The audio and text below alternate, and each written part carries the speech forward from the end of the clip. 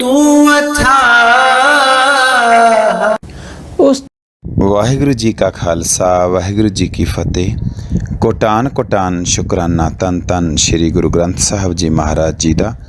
ਗੁਰਦੇਵ ਜੀ ਨੇ ਜੋ ਸਾਨੂੰ ਅੱਜ ਹੁਕਮਨਾਮਾ ਸਾਹਿਬ ਦਿੱਤਾ ਹੈ, ਉੱਚਾ ਅਗਮ ਅਪਾਰ ਪ੍ਰਭ ਕਥਨ ਨਾ ਜਾਏ ਅਕਥ। ਇਹ ਆਪਾਂ ਪਿਛਲੇ ਹਫਤੇ ਵਿਚਾਰ ਕੀਤਾ ਹੋਇਆ।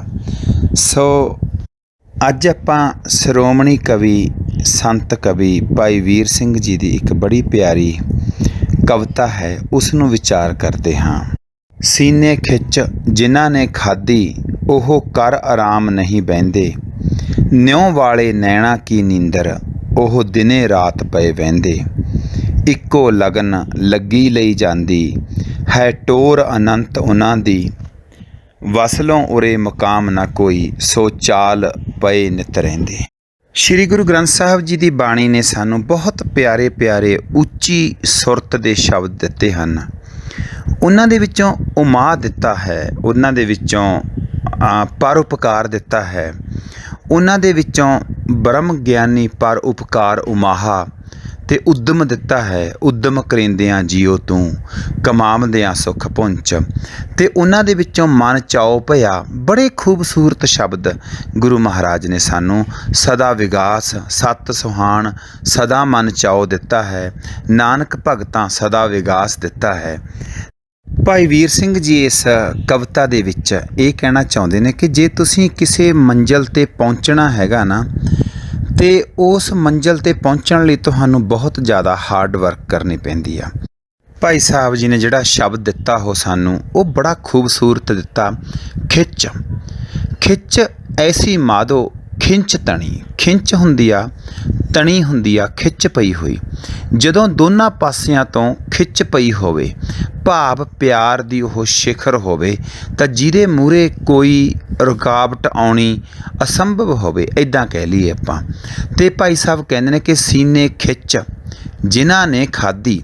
ਖਿੱਚ ਦਾ ਮਤਲਬ ਜਿਨ੍ਹਾਂ ਦੇ ਹਿਰਦੇ ਵਿੱਚ ਉਸ ਵਾਹਿਗੁਰੂ ਦਾ ਪਿਆਰ ਪੈਦਾ ਹੋ ਗਿਆ, ਭਾਵ ਕਿ ਮਿਲਾਪ ਦਾ ਪਿਆਰ ਪੈਦਾ ਹੋ ਗਿਆ। ਜਿਵੇਂ ਕਿ ਗੁਰਬਾਣੀ ਦੇ ਵਿੱਚ ਸਾਨੂੰ ਸ਼ਬਦ ਆਉਂਦਾ ਕਿ ਕਿਨਕਾ ਏਕ ਜਿਸ ਜੀ ਵਸਾਵੇ।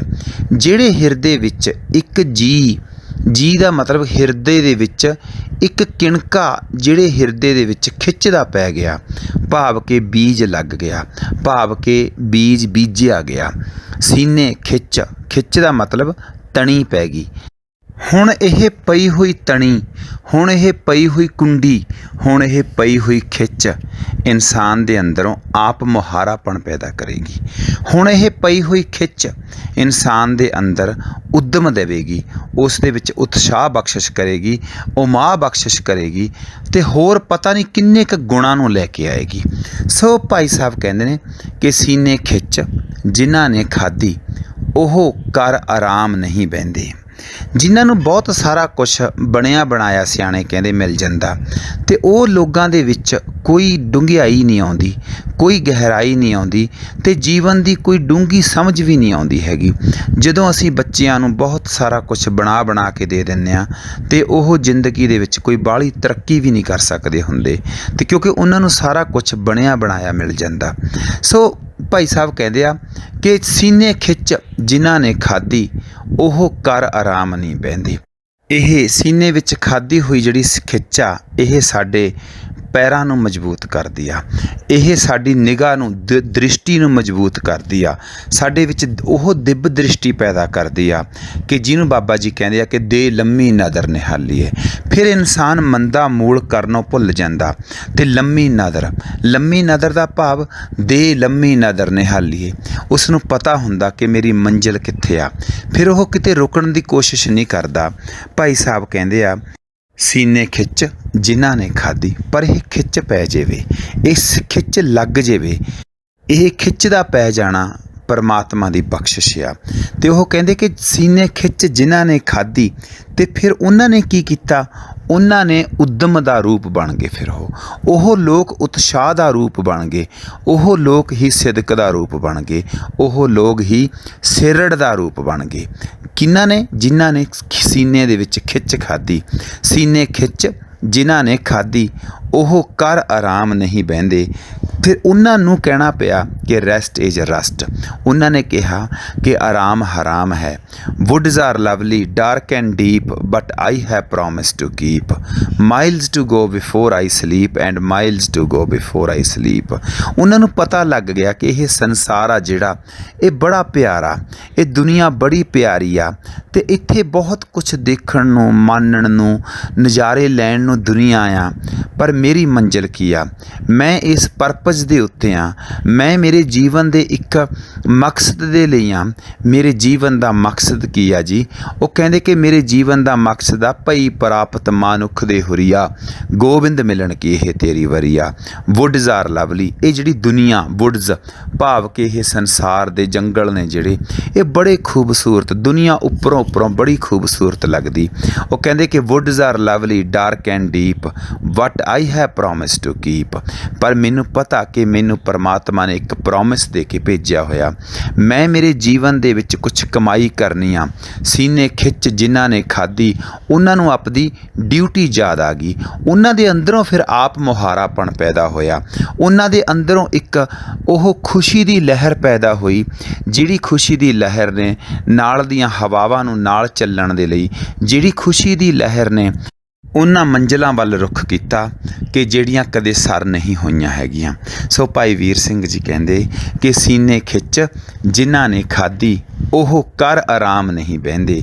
ਕਿਉਂਕਿ ਆਰਾਮ ਕਰ ਲੈਣਾ, ਆਰਾਮ ਬੰਦਾ ਕਦੋਂ ਕਰਦਾ? ਆਰਾਮ ਇਨਸਾਨ ਉਦੋਂ ਕਰਦਾ ਜਦੋਂ ਉਹ ਆਪਣੇ ਘਰ ਪਹੁੰਚ ਜਾਂਦਾ।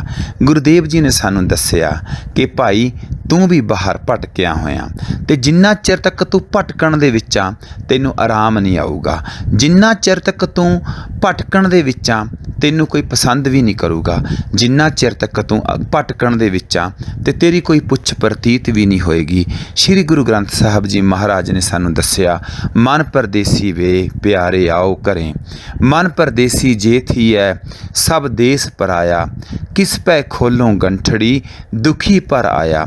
ਅਤੇ ਤੂੰ ਦੁੱਖਾਂ ਦੀਆਂ ਗੱਲਾਂ, ਦੁੱਖਾਂ ਦੀਆਂ ਪੰਡਾਂ ਖੋਲ੍ਹੀ ਜਾਂਦਾ ਹਰੇਕ ਦੇ ਨਾਲ, ਅਤੇ ਅਗਲਾ ਤੇਰੇ ਮੂਹਰੇ 100 ਦੁੱਖਾਂ ਦੀਆਂ ਪੰਡਾਂ ਖੋਲ੍ਹ ਕੇ ਰੱਖ ਦਿੰਦਾ। ਕਿਉਂਕਿ ਤੂੰ ਦੁਖੀ ਕਿਉਂ ਆ ਮਨਾ? ਕਿਉਂਕਿ ਤੂੰ ਘਰ ਵਿੱਚ ਨਹੀਂ ਹੈਗਾ, ਕਿਉਂਕਿ ਤੇਰੇ ਅੰਦਰ ਹਜੇ ਖਿੱਚ ਨਹੀਂ ਪਈ ਹੋਈ ਹੈਗੀ। ਸੀਨੇ ਖਿੱਚ ਜਿਨ੍ਹਾਂ ਨੇ ਖਾਧੀ ਉਹ ਕਰ ਆਰਾਮ ਨਹੀਂ ਬਹਿੰਦੇ। ਆਰਾਮ ਕਦੋਂ ਕਰਦਾ ਇਨਸਾਨ? ਜਦੋਂ ਆਪਣੇ ਘਰ ਵਿੱਚ ਆ ਜਾਂਦਾ। ਗੁਰੂਦੇਵ ਜੀ ਨੇ ਕਿਹਾ ਕਿ ਥਿਰ ਘਰ ਬੈਸੋ ਹਰ ਜਨ ਪਿਆਰੇ, ਸਤਿਗੁਰ ਤੁਮਰੇ ਕਾਜ ਸਵਾਰੇ, ਮਨ ਵੇਚੈ ਸਤਿਗੁਰ ਕੇ ਪਾਸ, ਤਿਸ ਸੇਵਕ ਕੇ ਕਾਰਜ ਰਾਸ। ਅਤੇ ਹੁਣ ਜਿਹੜੀ ਆ ਖਿੱਚ ਕਿੱਥੇ ਪਈ ਹੋਈ ਆ? ਇਹ ਦਿਲ ਦੀ ਖਿੱਚ ਆ, ਜੋ ਸੀਨੇ ਦੀ ਖਿੱਚ ਆ, ਇਹ ਸਾਡੇ ਅੰਦਰ ਜੋ ਸੰਘਰਸ਼ ਦੇ ਵਿੱਚੋਂ, ਜੋ ਇਨਸਾਨ ਸੰਘਰਸ਼ ਦੇ ਵਿੱਚ ਸਿੱਖਦਾ, ਮਹਾਰਾਜ ਕਹਿੰਦੇ ਅਸਲ ਦੇ ਵਿੱਚ ਉਹ ਹੀ ਉਹਦਾ ਜੀਵਨ ਬਣਦਾ ਆ। ਸੋ ਭਾਈ ਸਾਹਿਬ ਕਹਿੰਦੇ ਕਿ ਸੀਨੇ ਖਿੱਚ ਜਿਨ੍ਹਾਂ ਨੇ ਖਾਧੀ ਉਹ ਕਰ ਆਰਾਮ ਨਹੀਂ ਬਹਿੰਦੇ। ਬਹਿਆ ਕਦੋਂ ਜਾਂਦਾ? ਜਦੋਂ ਅਸੀਂ ਘਰ ਵਿੱਚ ਹੁੰਦੇ ਹਾਂ, ਆਰਾਮ ਨਾਲ ਹੁੰਦੇ ਹਾਂ। ਸਫ਼ਰ ਦੇ ਵਿੱਚ ਕੋਈ ਬਹਿੰਦਾ ਨਹੀਂ। ਵਟਾਊ ਸਿਉ ਜੋ ਲਾਵੇ ਨੇਹ ਤਾਂ ਕਿ ਹਾਥ ਨਾ ਆਵੇ ਕਿਹ। ਉਹਦੇ ਹੱਥ ਵਿੱਚ ਕੁਛ ਨਹੀਂ ਆਉਂਦਾ। ਉਹ ਕਰ ਆਰਾਮ ਨਹੀਂ ਬਹਿੰਦੇ। ਨਿਉ ਵਾਲੇ ਨੈਣਾ ਕੀ ਨੀਂਦਰ, so beautiful, so beautiful, so beautiful. ਅਤੇ ਤੈਨੂੰ ਨਿਉ ਲੱਗਦਾ, ਖਿੱਚ ਨੇ ਨਿਉ ਲਾਉਣਾ। ਭਾਈ ਸਾਹਿਬ ਕਹਿੰਦੇ ਕਿ ਜਿਹੜੀ ਖਿੱਚ ਆ ਨਾ, ਉਸ ਪਈ ਹੋਈ ਤਣੀ ਨੇ ਤੋੜੀ ਨਾ ਟੁੱਟੇ ਛੋਰੀ ਨਾ ਛੁੱਟੇ, ਐਸੀ ਮਾਧੋ ਖਿੰਚ ਤਣੀ। ਉਸ ਖਿੰਚ ਦੀ ਤਣੀ ਨੇ ਸਾਡੇ ਹਿਰਦੇ ਵਿੱਚ ਪ੍ਰੇਮ ਪਾਉਣਾ ਆ। ਨਿਉ ਵਾਲੇ ਨੈਣਾ ਕੀ ਨੀਂਦਰ। ਹੁਣ ਕੁਐਸਚਨ ਕਰਦੇ ਆ ਭਾਈ ਸਾਹਿਬ, ਕੀ ਨੀਂਦਰ? ਤੂੰ ਆਰਾਮ ਨਾਲ ਪਿਆ ਅਤੇ ਤੇਰਾ ਨਿਉ ਲੱਗਿਆ ਹੋਵੇ, ਤੇਰਾ ਪਿਆਰ ਲੱਗਿਆ ਹੋਵੇ ਅਤੇ ਤੂੰ ਆਰਾਮ ਨਾਲ ਪਿਆ ਹੋਵੇਂ। ਅਤੇ ਕਬੀਰ ਜੀ ਨੇ ਬੜਾ ਸਾਨੂੰ ਪਿਆਰਾ ਸਮਝਾਇਆ ਬਾਬਾ ਜੀ ਦੀ ਬਾਣੀ ਦੇ ਵਿੱਚ। ਉਹ ਕਹਿੰਦੇ, ਕਬੀਰ ਸੂਤਾ ਕਿਆ ਕਰਹਿ ਜਾਗ ਰੋਏ ਭੈ ਦੁੱਖ, ਜਾ ਕਾ ਬਾਸਾ ਗੋਰ ਮਹਿ ਸੋ ਕਿਉਂ ਸੋਵੈ ਸੁੱਖ। ਨਿਉ ਵਾਲੇ ਨੈਣਾ ਕੀ ਨੀਂਦਰ। ਭਾਈ ਸਾਹਿਬ ਨੇ ਬੜਾ ਖੂਬਸੂਰਤ ਸਾਨੂੰ ਸਮਝਾਇਆ। ਉਹ ਕਹਿੰਦੇ, ਨਿਉ ਵਾਲੇ ਨੈਣਾ ਕੀ ਨੀਂਦਰ, ਕਬੀਰ ਸੂਤਾ ਕਿਆ ਕਰਹਿ ਉੱਠ ਕੇ ਨਾ ਜਪਹਿ ਮੁਰਾਰ, ਇੱਕ ਦਿਨ ਸੋਵਨ ਹੋਏਗੋ ਲਾਂਬੇ ਗੋਡ ਪਸਾਰ। ਫਿਰ ਇੱਕ ਦਿਨ ਸੌਵੇਂਗਾ ਨਾ, ਤੇਰੇ ਲੰਮੇ ਗੋਡੇ ਨੇ ਪਸਾਰੇ ਰਹਿਣਗੇ, ਫਿਰ ਉਹ ਇੱਕ ਪਾਸੇ ਹੀ ਪਏ ਰਹਿਣਗੇ, ਹੈ ਨਾ। ਹੁਣ ਅਸੀਂ ਦੇਖਣਾ ਕਿ ਸਾਨੂੰ ਨਿਉਂ ਲੱਗਿਆ, ਕਿ ਸਾਡੇ ਹਿਰਦੇ ਦੇ ਵਿੱਚ ਪ੍ਰਮਾਤਮਾ ਨੂੰ ਮਿਲਣ ਦਾ ਨਿਉਂ ਲੱਗਿਆ, ਕਿ ਜਿਵੇਂ ਉਸ ਚਸ਼ਮੇ ਦੇ ਜਿਹਨੇ ਸੀਨੇ ਵਿੱਚ ਖਿੱਚ ਖਾਧੀ ਹੋਈ ਆ, ਉਹਦੇ ਦਿਲ ਵਿੱਚ ਲੱਗਿਆ ਹੋਇਆ ਨਿਉਂ ਵਾਲੇ ਨੈਣਾ ਕੀ ਨੀਂਦਰ ਦਾ ਮਤਲਬ ਹੋ ਗਿਆ ਕੀ ਨੀਂਦਰ, ਕਿੱਦਾਂ ਤੂੰ ਸੌਂ ਸਕਦਾ ਆ। ਅਤੇ ਕੀ ਸਾਡੇ ਅੰਦਰ ਨਿਉਂ ਲੱਗਿਆ ਜੇ ਅਸੀਂ ਸੁੱਤੇ ਪਏ ਹਾਂ। ਮਹਾਰਾਜ ਕਹਿੰਦੇ ਕਿ ਚੌਥੇ ਪਹਿਰੇ ਸੁਬਾਹ ਕੇ ਸੁਰਤਿਆਂ ਉਪਜੇ ਚਾਓ, ਤਿਨਾਂ ਦਰਿਆਵਾਂ ਸਿਉਂ ਦੋਸਤੀ, ਮਨਮੁਖ ਸੱਚਾ ਨਾਉ, ਉੱਥੇ ਅੰਮ੍ਰਿਤ ਵੰਡੀਐ ਕਰਮੀ ਹੋਏ ਪਸਾਓ। ਹੁਣ ਬਾਬਾ ਜੀ ਨੇ ਕਿਹਾ ਵੀ ਅੰਮ੍ਰਿਤ ਵੇਲੇ ਦਾ ਨਾਉ ਅੰਮ੍ਰਿਤ ਵੇਲਾ ਕਿਉਂ ਰੱਖਿਆ ਗਿਆ। ਅਸੀਂ ਕਹਿੰਦੇ ਹਾਂ ਕਿ ਅੰਮ੍ਰਿਤ ਵੇਲਾ ਸੱਚ ਨਾਉ, ਉਹਦਾ ਨਾਉ ਅੰਮ੍ਰਿਤ ਵੇਲਾ ਕਿਉਂ ਰੱਖਿਆ ਹੋਇਆ। ਵਡਿਆਈ ਵਿਚਾਰ ਸ਼੍ਰੀ ਗੁਰੂ ਨਾਨਕ ਦੇਵ ਜੀ ਮਹਾਰਾਜ ਕਹਿੰਦੇ ਭਾਈ ਅੰਮ੍ਰਿਤ ਵੇਲੇ ਦਾ ਨਾਮ ਅੰਮ੍ਰਿਤ ਵੇਲਾ ਇਸ ਕਰਕੇ ਰੱਖਿਆ ਹੋਇਆ, ਉੱਥੇ ਅੰਮ੍ਰਿਤ ਵੰਡੀਏ, ਉਸ ਸਮੇਂ ਅੰਮ੍ਰਿਤ ਵੰਡਿਆ ਜਾਂਦਾ, ਕਰਮੀ ਹੋਏ ਪਸਾਓ, ਜਿਹਦੀ ਬਖਸ਼ਿਸ਼ ਹੋਊਗੀ, ਜਿਹੜਾ ਉੱਠਿਆ ਹੋਊਗਾ ਉਸ ਵਕਤ ਉਸਦੇ ਪੱਲੇ ਦੇ ਵਿੱਚ ਉਹ ਵਾਹਿਗੁਰੂ ਦਾ ਨਾਮ ਪੈ ਜਾਊਗਾ। ਸੋ ਗੱਲ ਕੀ ਕਿ ਨਿਉਂ ਵਾਲੇ, ਹੁਣ ਜੇ ਨਿਉਂ ਲੱਗੂਗਾ ਸਾਡੇ ਹਿਰਦੇ ਵਿੱਚ ਤਾਂ ਸਾਡੇ ਅੰਦਰ ਅੰਮ੍ਰਿਤ ਵੇਲੇ ਉੱਠਣ ਦਾ ਚਾਅ ਹੋਊਗਾ। ਪਰ ਨਿਉਂ ਵਾਲੇ ਨੈਣਾ ਕੀ ਨੀਂਦਰ, ਜੇ ਤੇਰੇ ਹਿਰਦੇ ਵਿੱਚ ਨਿਉਂ ਲੱਗਿਆ ਹੋਊਗਾ ਨਾ, ਤੈਨੂੰ ਪਤਾ ਹੋਏਗਾ ਕਿ ਅੰਮ੍ਰਿਤ ਵੇਲਾ ਹੋ ਗਿਆ, ਚੱਲ ਅੱਗੇ ਉੱਠ, ਨਾਮ ਜਪ, ਚਾਹ ਬਣੂਗਾ, ਹਿਰਦੇ ਵਿੱਚ ਪਿਆਰ ਆਊਗਾ ਪਰਮਾਤਮਾ ਦਾ ਨਾਮ ਜਪਣ ਦਾ, ਗੁਰੂ ਗ੍ਰੰਥ ਸਾਹਿਬ ਜੀ ਦੇ ਨਾਲ ਮਿਲਣ ਦਾ ਚਾਅ ਆਊਗਾ, ਜਿਵੇਂ ਇਸ ਚਸ਼ਮੇ ਨੂੰ ਆਇਆ ਹੋਇਆ ਚਾਅ।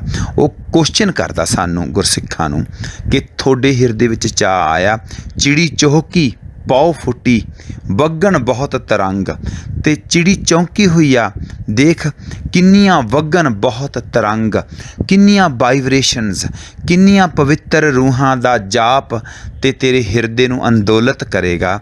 ਅੰਮ੍ਰਿਤ ਵੇਲੇ ਉੱਠ ਕੇ ਕਰਤੇ ਸਹੀ ਨਾ ਵਾਹਿਗੁਰੂ ਵਾਹਿਗੁਰੂ ਵਾਹਿਗੁਰੂ ਵਾਹਿਗੁਰੂ ਵਾਹਿਗੁਰੂ ਵਾਹਿਗੁਰੂ ਵਾਹਿਗੁਰੂ ਵਾਹਿਗੁਰੂ ਵਾਹਿਗੁਰੂ। ਭਿੰਨੀ ਰੈਣੜੀਏ ਚਮਕਣ ਤਾਰੇ, ਜਗ ਹੈ ਸੰਤ ਜਨਾ, ਮੇਰੇ RAM ਪਿਆਰੇ, ਨਿਉਂ ਵਾਲੇ ਨੈਣਾ ਕੀ ਨੀਂਦਰ।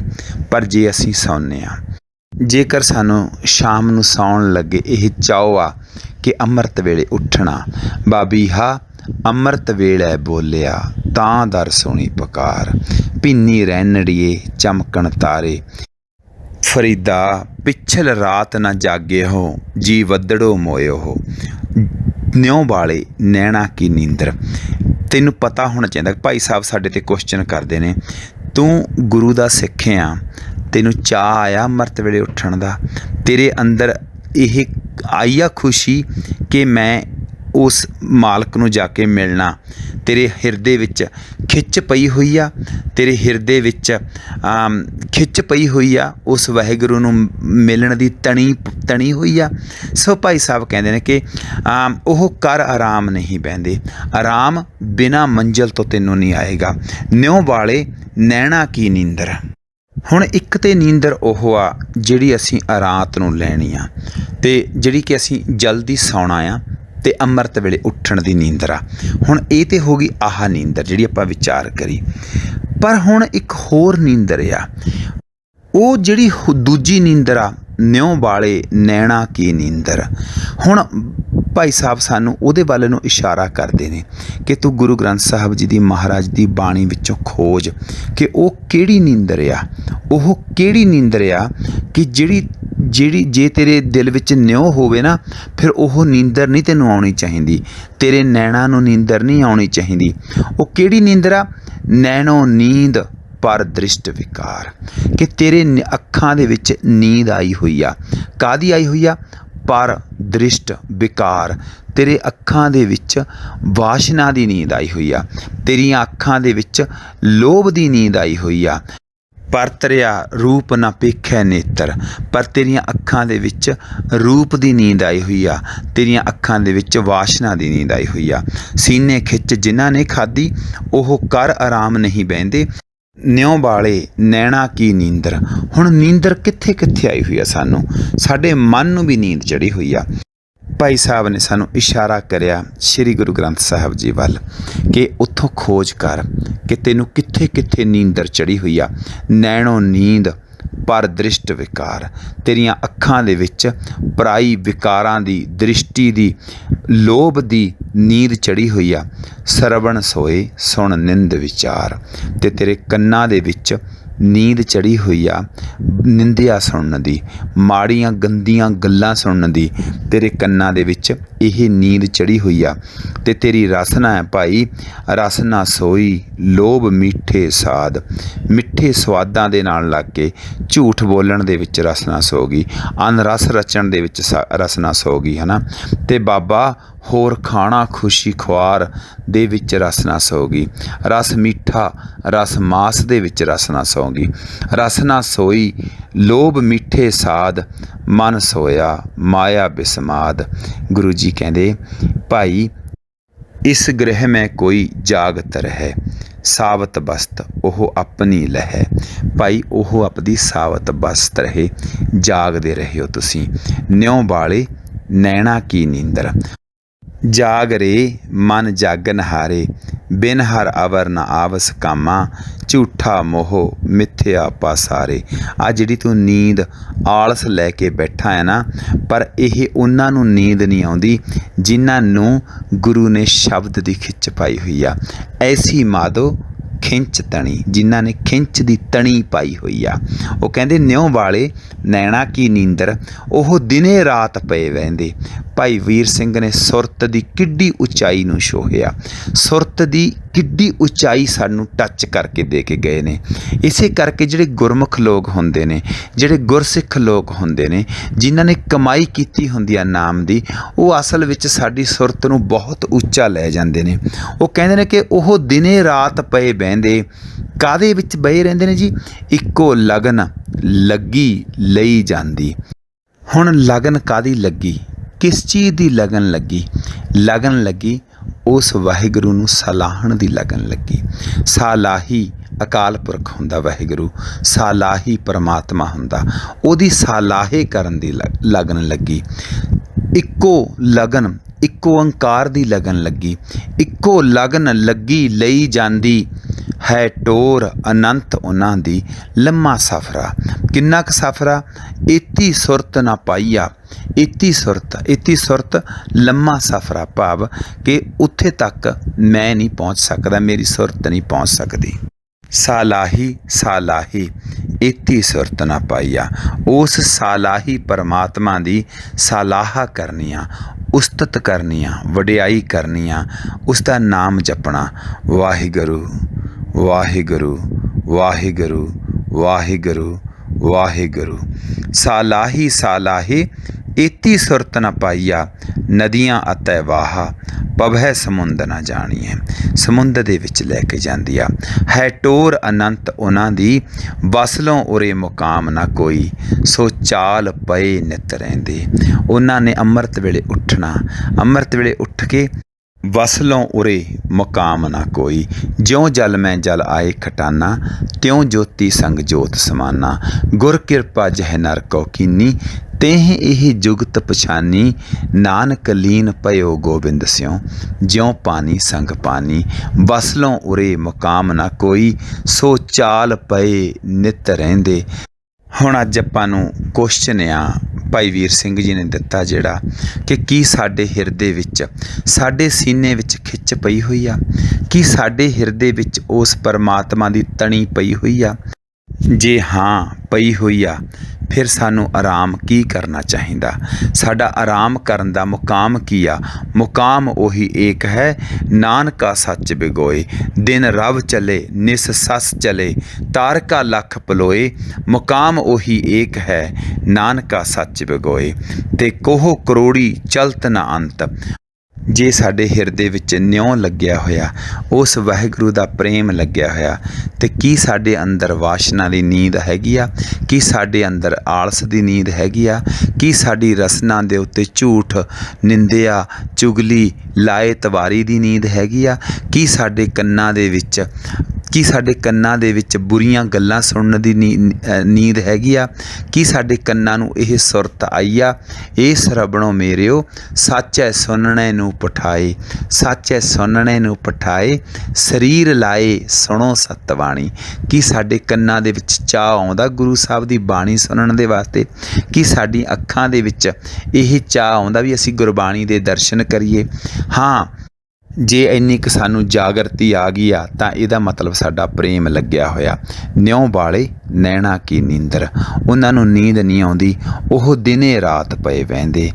ਬਹਿਣ ਦੇ ਨਾਲ, ਚੱਲਣ ਦੇ ਨਾਲ, ਮਾਰਗ 'ਤੇ ਚੱਲਣ ਦੇ ਨਾਲ, ਮਾਰਗ ਚਲਤ ਹਰੇ ਹਰ ਗਾਈਏ, ਊਠਤ ਬੈਠਤ ਸੋਭਤ ਨਾਮ। ਅਤੇ ਉਹਨਾਂ ਦਾ ਇੱਕੋ ਇੱਕ ਲਗਨ ਬਣਦੀ ਆ, ਉੱਠਦਿਆਂ ਬਹਿੰਦਿਆਂ ਜਾਗਦਿਆਂ ਉੱਠਦਿਆਂ ਕਰਦਿਆਂ ਸੌਂਦਿਆਂ ਸਾਰਾ ਦਿਨ ਨਾਮ ਦਾ ਧਿਆਨ ਰਹਿੰਦਾ। ਇੱਕੋ ਲਗਨ ਲੱਗੀ ਲਈ ਜਾਂਦੀ ਹੈ ਟੋਰ ਅਨੰਤ ਉਹਨਾਂ ਦੀ। ਕੀ ਅਸੀਂ ਉਹਨਾਂ ਦੇ ਵਿੱਚ ਆ ਗਏ ਹਾਂ? ਕੀ ਅਸੀਂ ਆਪਣੀ ਮੰਜ਼ਿਲ ਵੱਲ ਨੂੰ ਤੁਰ ਪਏ ਹਾਂ? ਹਾਂ ਆਇਆ ਦੂਰੋਂ ਮੈਂ ਤੱਕੀ ਤਉ ਸਰਨਾਏ ਜੀਓ, ਇਹ ਮਾਰਗ ਸੰਸਾਰ ਕੋ ਨਾਨਕ ਥਿਰ ਨਹੀਂ ਕੋਏ। ਸਰੀਰ ਨੇ ਇੱਕ ਦਿਨ ਮੁੱਕ ਜਾਣਾ। ਕੀ ਅਸੀਂ ਚੱਲੇ ਹਾਂ ਉਸ ਮਾਰਗ ਦੇ ਉੱਤੇ? ਕੀ ਸਾਨੂੰ ਵਸਲ ਦਾ ਪਤਾ ਲੱਗਿਆ ਕਿ ਸਾਡਾ ਮੇਲ ਉਸ ਵਾਹਿਗੁਰੂ ਦੇ ਨਾਲ ਹੋਣਾ? ਕੀ ਸਾਨੂੰ ਪਤਾ ਲੱਗ ਗਿਆ ਕਿ ਮਨ ਤੂੰ ਜੋਤ ਸਰੂਪ ਹੈ, ਆਪਣਾ ਮੂਲ ਪਛਾਣ, ਇਹ ਮਨ ਮੇਰਿਆ ਤੂੰ ਸਦਾ ਰਹੋ ਹਰ ਨਾਲੇ। ਕੀ ਮਨ ਵਾਹਿਗੁਰੂ ਦੇ ਨਾਲ ਰਹਿਣ ਲੱਗ ਗਿਆ? ਕੁਸ਼ਚਨ ਆ, ਸਾਨੂੰ ਕੁਸ਼ਚਨ ਕਰਦੇ ਆ ਭਾਈ ਸਾਹਿਬ। ਸੋ ਚਾਲ ਪਏ ਨਿੱਤ ਰਹਿੰਦੇ। ਕੀ ਤੁਹਾਨੂੰ ਚਾਲ ਪਈ ਹੋਈ ਆ? ਕੀ ਤੁਹਾਡੀ ਸੁਰਤ ਵਿੱਚ ਪਰਮਾਤਮਾ ਦਾ ਨਾਮ ਚੱਲਦਾ ਆ ਤਾਂ ਕਿ ਉੱਥੇ ਪਹੁੰਚ ਜਾਓ ਨਾ? ਬੜੇ ਕੁਸ਼ਚਨ ਸੀ। ਭਾਈ ਸਾਹਿਬ ਭਾਈ ਵੀਰ ਸਿੰਘ ਜੀ ਨੇ ਬੜੀਆਂ ਖੂਬਸੂਰਤ ਖਿੱਚ ਪਾਈ। ਅੱਜ ਮੇਰਾ ਸਾਰਾ ਦਿਨ ਇਸ ਨੇ ਮਤਲਬ ਪਿਆਰ ਦੇ ਨਾਲ ਭਰ ਕੇ ਰੱਖਿਆ ਕਿ ਸੀਨੇ ਖਿੱਚ ਜਿਨ੍ਹਾਂ ਨੇ ਖਾਧੀ ਉਹ ਕਰ ਆਰਾਮ ਨਹੀਂ ਬਹਿੰਦੇ। ਗੁਰੂ ਕਿਰਪਾ ਕਰਨ ਸਾਡੇ ਹਿਰਦੇ ਵਿੱਚ ਖਿੱਚ ਪਵੇ। ਬੇਅੰਤ ਭੁੱਲਾਂ ਚੁੱਕਾਂ ਦੀ क्षमा ਜੀ। ਵਾਹਿਗੁਰੂ ਜੀ ਕਾ ਖਾਲਸਾ, ਵਾਹਿਗੁਰੂ ਜੀ ਕੀ ਫਤਿਹ।